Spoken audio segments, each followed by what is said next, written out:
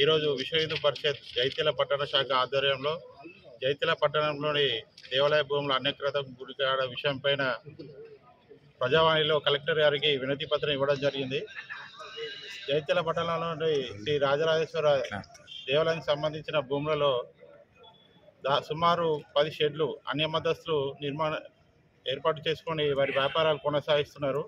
దీనికి ఎండోమెంట్ ఆఫీసర్లు కూడా వారి నుండి నెల రసీదులు వసూలు చేయడం జరుగుతుంది.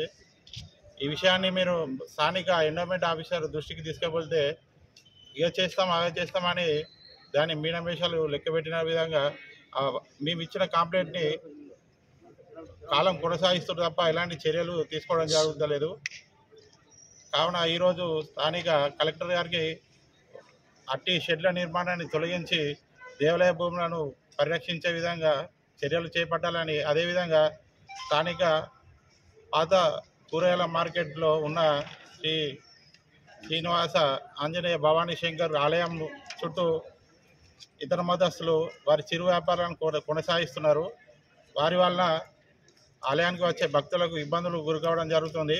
వాటిని కూడా వారు కేటాయించిన రైతు బజార్ మరియు పాత కూరగాయల మార్కెట్ గద్దెల వైపు వారి చిరు వ్యాపారాలను తరలించే విధంగా చర్యలు చేపట్టాలని కలెక్టర్ గారికి వినతి పత్రం ఇవ్వడం జరిగింది.